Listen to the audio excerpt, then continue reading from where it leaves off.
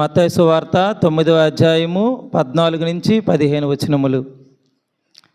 యోహాను శిష్యులు యేసును సమీపించి, మేము పరిసయ్యులు కూడా తరచుగా ఉపవాసము ఉందుము గాని మీ శిష్యులు ఎన్నడూను ఉపవాసము ఉండరేలా అని ప్రశ్నింపగా, పెండ్లి కుమారుడు ఉన్నంతకాలము పెండ్లికి వచ్చిన వారు ఏల శోకింతురు, పెండ్లి కుమారుడు వారి వద్ద నుండి కొనుపోబోవుడు దినములు వచ్చును, అప్పుడు వారు ఉపవాసము చేయుదురు. ఇది క్రీస్తు సువిశేషము. ఈమెనటువంటి దేవుని సంగమా, కొద్ది సమయము మనం చదవబడినటువంటి 2 పట్టణాల నుంచి వాక్యాన్ని మనం ధ్యానం చేసుకుందాం. దయచేసి కొద్ది సమయము శ్రద్ధగా ఆలకించడానికి మనం ప్రయత్నం చేద్దాం.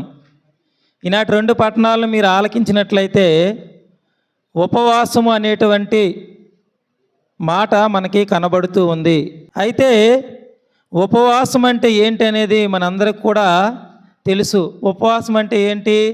భౌతికంగా మనంతమంది కూడా ఒక పూట అన్నం తినకుండా ఉంటే అది ఉపవాసము, అంతేనా?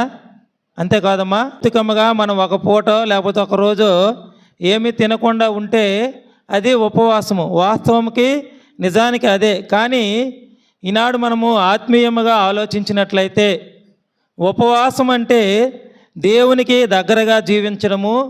రెండవదిగా ఉపవాసం అంటే అన్నము తినడం మాత్రమే కాదు కానీ, తినకపోవడం మాత్రమే కాదు కానీ, మనకిష్టమైన వాటిని కూడా కొన్నిటిని మనం త్యాగం చేయాలి.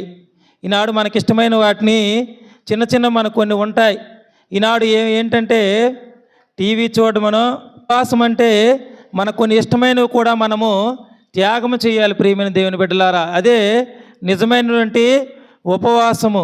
ఉపవాసము మనం ఎలా చేయాలో ఈనాడు వాక్యము మనకి చెప్తూ ఉన్నది. ప్రియమైన దేవుని బిడ్డలు, ఈనాటి 1వ పట్టణంలో వాక్యము చెప్తూ ఉన్న చూడండి. యెషయా గ్రంథము 58వ అధ్యాయము 4వ వచనాన్ని మనం చదివినట్లయితే ఉపవాసాన్ని మనము ఎలా చేయాలో వాక్యము చెప్తూ ఉన్నది. చదవండి. చూడండి, మీరు ఉపవాసం ఉండినప్పుడు వివాదములు చేసి తగువులాడి కొట్టుకొనుచున్నారు, మీ కంఠధ్వని పరమున వినబడినట్లుగా మీరు ఈ దినము ఉపవాసము ఉండరు. చూడండి, మనం ఉపవాసము చేసినప్పుడు మన యొక్క మాటలు ఎక్కడ వినబడాలి? పరలోకంలో వినబడాలంట. ఎక్కడ వినబడాలి? పరలోకంలో వినబడాలి. కానీ ఈనాడు ఉపవాసం ఉన్నప్పుడు చాలామంది ఏం చేస్తారు?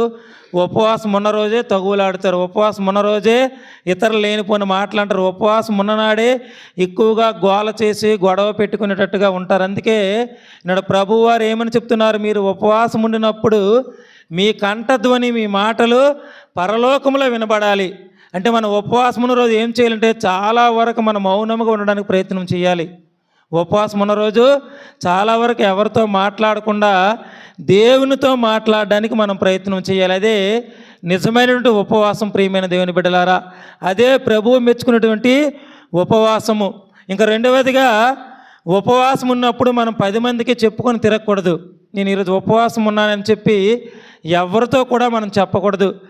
దేవుని యొక్క వాక్యం చెప్తున్న చూడండి. మత్తయి సువార్త 6వ అధ్యాయము 16 నుంచి మనం చూసినట్లయితే ఉపవాసం ఉన్నప్పుడు మనం ఎలా ఉండాలో వాక్యము చెప్తూ ఉన్నది. మీరు ఉపవాసము చేయనప్పుడు కపట వేషధారుల వలె విచార వదనములతో ఉండకుడు, వారు తమ పరులు కంటబడుటకై విచార వదనములతో ఉందురు, వారికి తగిన ప్రతిఫలము లభించునని మీతో వక్కాణించుచున్నాను. మీరు ఉపవాసము చేయనప్పుడు తలకు నూనె రాసుకొని ముఖము కడుక్కొనుము, అందువలన అదృశ్యుడై ఉన్న నీ తండ్రియే కానీ మరెవ్వరునూ నీ ఉపవాసము చేయుచున్నావని గుర్తింపరు. చిన్నటి 1వ పట్టణంలోను అదేవిధంగా మత్తయ్య గారు చెప్తున్నట్లుగా ఉపవాసము చేసినప్పుడు నేనేమి తినలేదమ్మా, ఈరోజు నేను చాలా ఏ పని చేయలేనని చెప్పి 10 మందికి తెలిసినట్లుగా మన ఉపవాసాన్ని ఇతరులకు కంటబడేటట్లుగా మనం ఉండకూడదు. ఉపవాసం ఉన్నామంటే ఇక్కడ వాక్యం చెప్తున్నది ముఖము కడుక్కొని మన తలకు నూనె రాసుకుంటే ప్రతిరోజు ఏ విధంగా అయితే మనం ఉంటామో అలాగే ఉండాలి. ఉపవాసము చేసాము కాదని చెప్పి రెల్లు కాడలాగా వంగిపోయి ఏ పని చేయకుండా ఒక మూలన కూర్చొని ఉండాలని కాదు. ప్రియమైన దేవుని బిడ్డలారా, మనం ఉపవాసము చేస్తున్నామంటే మనము చేస్తున్న ఉపవాసము దేవునికి తెలియాలి, నీకు తెలియాలి, అంతేగాని ఇతరులకు తెలియకూడదని వాక్యము చెప్తూ ఉన్నది ప్రియమైన దేవుని బిడ్డలారా. అయితే ఉపవాసము చేయమని చెప్తున్నారు, బాగానే ఉంది. అయితే ఉపవాసము చేయడం వల్ల మనకేమైనా ఉపయోగం ఉందా? ఉపవాసము చేయడం వల్ల ఏమైనా లాభం మనకు ఉందా అంటే బైబిల్ గ్రంథంలో మనం చూసినట్లయితే ఉపవాస ప్రార్థన ఎంత శక్తివంతమైనదో, ఉపవాస ప్రార్థన ద్వారా ఎన్ని విజయాలు పొందుకున్నారో మనం బైబిల్ గ్రంథంలో లెక్కలైన చూడవచ్చు. కానీ ఉదాహరణకి మనం కొన్ని సందర్భాలను మనం చూసినట్లయితే రాజుల దినచర్యలు 2వ గ్రంథము 20వ అధ్యాయము 3వ వచనంలో మనం చూసినట్లయితే రాజుల దినచర్యలు 2వ గ్రంథము 2వ రాజుల దినచర్యలు 20వ అధ్యాయము 3వ వచనము. ఆ వార్త విని భయపడి ప్రభువును సలహా అడిగెను. యూదా రాష్ట్రమంతా ఉపవాసము చేయవలని ఆజ్ఞాపించెను. మొదటగా ఉపవాసం మనం చేస్తే దేవుని యొక్క అనుగ్రహాన్ని మనం పొందుకుంటాం ప్రియమైన దేవుని బిడ్డలారా. ఇక్కడ చూడండి, మనం రాజుల దినచర్య 2వ గ్రంథము 20వ అధ్యాయము 3వ వచనంలో మనం చదువుతున్నాం. అక్కడ మనకు ఒక రాజు కనబడుతున్నాడు. ఆ రాజు పేరేంటి? యెహోషాపాతు. ఎవరు? యెహోషాపాతు అనే ఒక రాజు ఉన్నాడు. ఆ రాజు మీద కంట 3 రాజ్యాలు దండెత్తు వస్తూ ఉన్నాయి. ఈ మోవాబీయులు, అమ్మోనీయులు, మెయానీయులు అనేటువంటి 3 రాజ్యాలు. ఒక వ్యక్తి మీదకి ఒక్కరు వెళ్తే వాడికి శక్తి ఉంటే అడ్డుకుంటాడు, లేకపోతే దెబ్బలు కాస్తాడు. అటువంటి ఒక వ్యక్తి మీదకి 3 వెళ్తే ఒక్కడు అడ్డుకోగలడా చెప్పండి? వ్యక్తి మీదకి 3 వెళ్తే ఒక్కడు అడ్డుకోగలడా? అడ్డుకోలేడు. అందుకే యెహోషాపాతు అంటున్నాడు, ఇదిగో నా దేశం మీదకి 3 రాజ్యాలు దండేస్తూ వస్తున్నాయి, ఇప్పుడు నేను ఏం చేయాలని యెహోషాపాతు భయపడిపోయి ఆ దేశం అంతటా కూడా ఒక ప్రకటన చేస్తూ ఉన్నాడు. ఏంటి ఆ ప్రకటన అంటే, ఇదిగో నా ప్రజలారా, మన దేశం మీదకి 3 రాజ్యాలు సైనికులు దండెత్తి వస్తూ ఉన్నారు. కాబట్టి మన శక్తి చాలదు, మన బలము చాలదు. కాబట్టి మనం అంతమందిము కూడా ఉపవాసం ఉండి ప్రార్థన చేద్దామని చెప్తూ ఉన్నాడు ప్రియమైన దేవుని బిడ్డలారా. అప్పుడు వెంటనే రాజ్యమల్లా ఈ వార్త వినబడినప్పుడు చిన్నల నుంచి పెద్దల వరకు ప్రతి ఒక్కరు కూడా రాజుతో కలిసి మొత్తము అంతమంది కూడా ఉపవాసం ఉండి ప్రార్థన చేసినప్పుడు ఏం జరిగిందో ఒకసారి మన బైబిల్లో చూద్దాం. చూడండి, అదే 20వ అధ్యాయము 17వ వచనాన్ని మనం చదువుదాం. మీరు అసలు యుద్ధము చేయనక్కరలేదు, మీ సేనలను యుద్ధమునకు మోహరింపుడు చాలును, ప్రభువే మీకు విజయమును దయచేయును.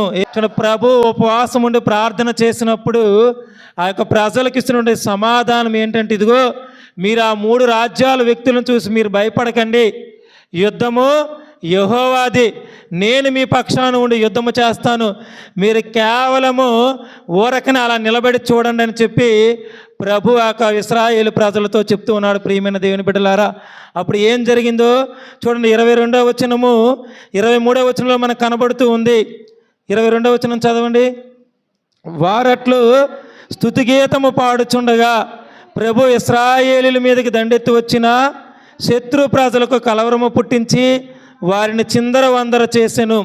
అమ్మోనీయులు, మోవాబీయులు ఇరువురును కలిసి ఎదోమీయుల మీద ఆకస్మిక దాడి జరిపి వారిని సర్వనాశనము చేసిరి. అటు పిమ్మట ఆ ఇరు తెగల వారు కూడా ఒకరినొకరు ఎదుర్కొని పరస్పరము చంపుకొనిరి. చూడండి ప్రియమైన దేవుని బిడ్డలారా, ఉపవాసం ఉండి ప్రార్థన చేసినప్పుడు ఏమైంది?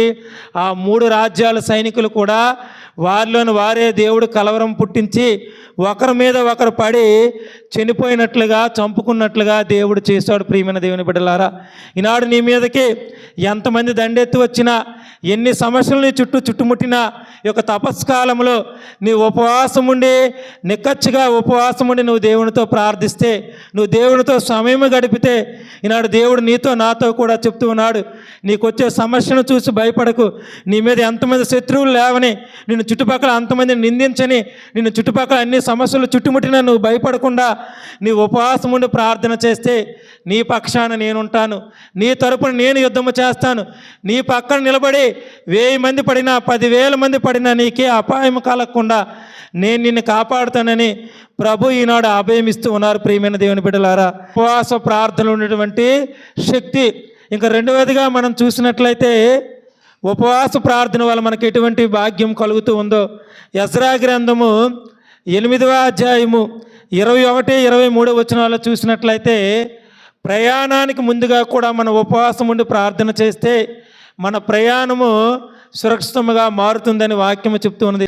అహావా ఏటి ఒడ్డిన మా జనులెల్లరూ ఉపవాసము చేయవలనని దేవుని ఎదుట వినయము చూపవలనని ఆజ్ఞాపించి తిని మేమును మా బిడ్డలను మా వస్తు సామగ్రితో సురక్షితంగా ప్రయాణము చేయుటకు దేవునికి మనవి చేయుడని కోరితిని.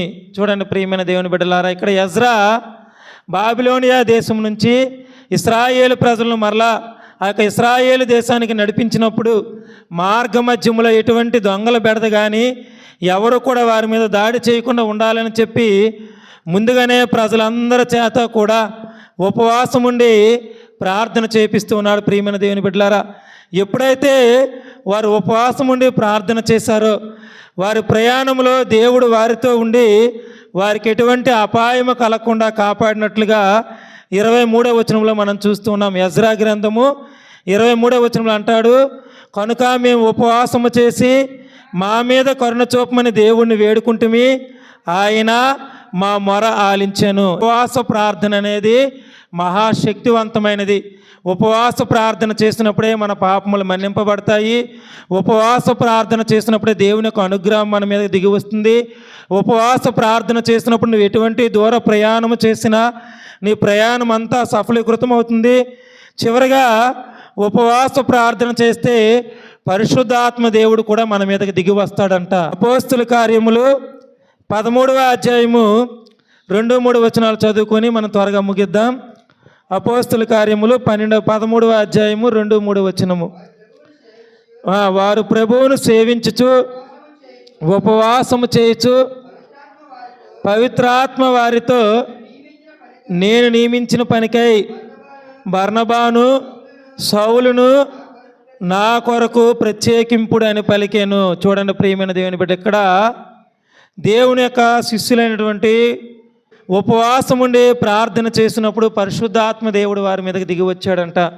పవిత్రాత్మ వాక్యం చెప్తుంది, వారు ప్రభువును సేవించుచు ఉపవాసము చేయుచుండగా పవిత్రాత్మ వారితో నేను నియమించిన పనికై బర్నబాను సౌలును నా కొరకు ప్రత్యేకించండి అని వాక్యము చెప్తూ ఉన్నది. చూడండి, పవిత్రాత్మ సర్వేశ్వరుడు వారి మీదకి దిగి వచ్చాడు. ప్రియమైన దేవుని బిడ్డలారా, ఈనాడు మన కుటుంబాల్లోనికి, మన జీవితాల్లోనికి, మన ఉద్యోగ జీవితాల్లోనికి, మన వ్యాపార జీవితాల్లోనికి, సంఘ జీవితంలోనికి, కుటుంబ జీవితంలోనికి పరిశుద్ధ ఆత్మ దేవుడు దిగి రావాలంటే ఈ తపస్కాలంలో మన ఉపవాసం ఉండి ప్రార్థన చేయాలి. ప్రియమైన దేవుని బిడ్డలారా, అయితే మనం చేసేటువంటి ఉపవాస ప్రార్థన దేవునికి ఇష్టమైనదిగా ఉండాలి. దేవుడు ఇష్టపడేటువంటి ఉపవాసాన్ని మనం చేయాలి. ఉపవాసము చేసినప్పుడు మొట్టమొదట చెప్పినట్లుగా మనం ఎక్కువగా మాట్లాడకూడదు, తగువులాడకూడదు. రెండవదిగా ఉపవాసం ఉన్నప్పుడు ఆ మిగిలిన దాని అంటే ఆ రోజు మనం ఉపవాసం ఉన్నప్పుడు మనకు కొద్దిగా బియ్యమో లేకపోతే ఎంతో కొంత మిగిలితే దాన్ని మనము మరుసటి పూటకో మరుసటి రోజుకో దాన్ని మనము దాచుకోకూడదు. ప్రియమైన దేవుని బిడ్డలు, అదేం చేయాలంటే ఆకలి కొన్ని వారికి మనం దాన్ని దానం చేయాలి. అందుకే వాక్యం ఏమంటుంది, దేవుడు ఇష్టపడే ఉపవాసం ఏంటంటే మనం ఉపవాసం ఉన్నప్పుడు మిగిలిన దాన్ని మనము దాచుకోవడం కాదు, ఆ భోజనాన్ని ఆకలి కొన్ని వారికి వడ్డించాలి, బట్టలు లేని వారికి బట్టలు ఇవ్వాలి, అవసరం ఉన్నవారికి ఆదుకోవాలి. ఎవరైనా బంధువులు మన కొరకు సహాయం కొరకు వస్తే వారికి మనము సహాయం చేసేవారిగా ఉండాలి. అన్యాయాన్ని, అక్రమాన్ని మనం విడిచిపెట్టాలి. తప్పుడు మార్గంలో నడవడాన్ని మనం విడిచిపెట్టాలి. అటువంటి ఉపవాసాన్నే దేవుడు మెచ్చుకుంటాడని ఈనాడు వాక్యం చెప్తున్నది. నువ్వు ఎప్పుడైతే దేవునికి ఇష్టమైన ఉపవాసాన్ని నువ్వు చేస్తావో అప్పుడే దేవుడు నీ ప్రార్థనను ఆలకిస్తాడు. ఈనాటి మొదటి పట్టణము యెషయా గ్రంథము 58వ అధ్యాయము 8వ వచనాన్ని మనం చదువుదాం. దేవుడు చెప్తున్నాడు చూడండి, యెషయా గ్రంథము 58వ అధ్యాయము 8వ వచనము. చూడండి, అప్పుడు నా కృప ఎప్పుడు చెప్పండి, ఎప్పుడు నిజమైన ఉపవాసం మనం చేసినప్పుడు, పేదలను మనము ఆదుకున్నప్పుడు, అన్యాయం చేయకుండా, అక్రమం చేయకుండా దేవుని మార్గంలో మనం నడిచినప్పుడు, ఇదిగో ఆకలి ఉన్న వారికి భోజనాన్ని ఇచ్చినప్పుడు, బట్టలు లేని వారికి బట్టలు ఇచ్చినప్పుడు, ఉపవాసం ఉన్నప్పుడు మౌనముగా ఉండి దేవునితో ప్రార్థన చేసినప్పుడు, ఉపవాసం ఉన్నప్పుడు మన ప్రార్థన పరలోకానికి చేరినప్పుడు, అప్పుడు దేవుని యొక్క కృప చదువమ్మా.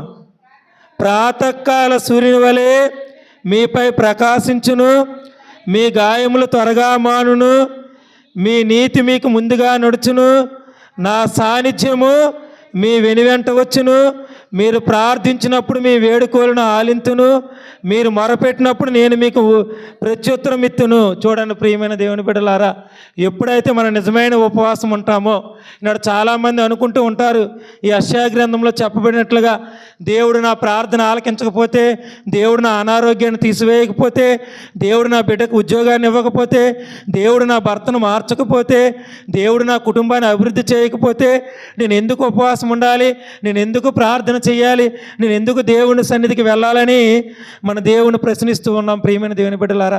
కానీ ఎప్పుడైతే మనం నిజమైన దేవుడు ఇష్టపడే ఉపవాసము చేస్తామో అప్పుడే దేవుడు మన ప్రార్థన ఆలకిస్తాడు, అప్పుడే మన గాయాలు త్వరగా మానుతాయి, అప్పుడే దేవుని యొక్క సన్నిధి మనతో ఉంటుంది, అప్పుడే మనం మొరపెట్టగానే దేవుడు మన మొర ఆలకిస్తాడని ఈ మధ్యాహ్నకాల సమయంలో దేవుడు మనతో చెప్తూ ఉన్నాడు. అటువంటి గొప్ప భాగ్యాన్ని దేవుడు మనకి ఇవ్వాలని మనం ప్రార్థన చేసుకుందాం. దేవుడి కొద్ది మాటలు దీవించిన గాక ఆమెన్. వీలైన వారు మోకరించండి, ప్రార్థన చేద్దాం. కాలు నొప్పులు లేని వారు, సక్రమంగా మోకరించగలనుకున్నవారు మోకరించినట్లయితే ఈ మధ్యాహ్నకాల సమయంలో ఒక్కసారి మనం విన్న వాక్యాన్ని ఆత్మ పరిశీలన చేసుకుని ఇదిగో మన సమస్యలను, మన బాధలను, మన కన్నీరును దేవునికి తెలియచేద్దాం. ఈనాడు దేవుడు ఉపవాసం గురించి మనతో చెప్తూ ఉన్నారు. నిజమైన ఉపవాసము మౌనముగా అన్నము మానివేసి ఇతరులతో మనం కొట్లాట ఆడకుండా, గొడవలాడకుండా దేవుని పరలోకానికి మన స్వరం వినబడేలాగా మనం ప్రార్థన చేయాలని వాక్యం చెప్తూ ఉన్నది. అన్యాయపు బంధాలను మనం విడిపించాలి, ఇతరుల మెడ మీద కాడిని మనం తొలగించాలి. ఇదిగో 10 మంది కంటపడడానికి 10 మందితో చెప్పుకొని మనం తిరగకూడదు. ఇదిగో మన యొక్క మిగిలినటువంటి ఆ భోజనాన్ని, ఆ డబ్బులను పేదలకు దానము చేయాలి.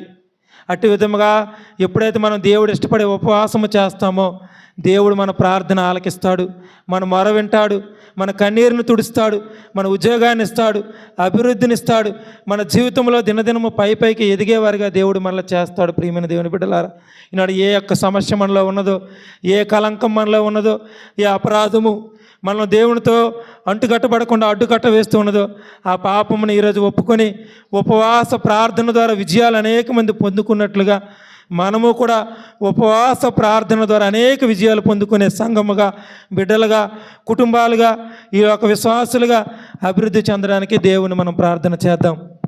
ప్రార్థన. మహాపరిశుద్ధుడా, సర్వోన్నతుడా, సర్వాంతర్యామి, నిన్న నేడు ఏకరీతిగా ఉన్నవాడా వందనాలు. మారణ దేవుడా, మార్పు చెందనివాడా స్తోత్రాలు. అబ్రహాము దేవా, ఇస్సాకు దేవా, యాకోబు దేవా, నీకే వందనాలు స్తోత్రాలు తండ్రి. ఈ యొక్క తపస్కాలపు మొదటి శుక్రవారం నాడు దేవా ఉపవాసం గురించి మాతో తెలియజేస్తున్నావు తండ్రి. నువ్వు ఇష్టపడే ఉపవాసాన్ని మేము చేసి నువ్వు మా ప్రార్థన ఆలకించేవాడిగా, మా మొర ఆలకించేవాడిగా, మేము మొరపెట్టగా మాకు సమాధానం ఇచ్చేవాడిగా మేము మారడానికి నీ కృప చూపించండి. ఈ మధ్యాహ్నకాల సమయంలో ఎంతమంది బిడ్డలైతే నీ సన్నిధికి వచ్చి మోకరించి ప్రార్థిస్తున్నారు, ప్రార్థిస్తున్న ప్రతి బిడ్డ మొర నువ్వు ఆలకించండి. నిశ్చితానుసారమైన వారి హృదయ ఆలోచన నువ్వు నెరవేర్చండి. ఈ వాక్యాన్ని ఎంతమంది ఆలకించారో వారి హృదయంలో నీరు కట్టి ఫలింప చేయమని, ఇక్కడ కూడుకున్న ప్రతి బిడ్డను దీవించమని దేవా, ఇంకా ఈ సంఘము 30ంతులుగా 60ంతులుగా 100ంతులుగా ఫలించడానికి నీ కృప చూపించమని, అయోగ్యుడి నలుపుడును నన్ను నా కుటుంబాన్ని నువ్వు దీవించమని, మహిమ ఘనత ప్రభావాలు ఇవే పొందుకోమని యేసు పరిశుద్ధ నామములో అడుగుచున్నాము తండ్రి. ఆమెన్.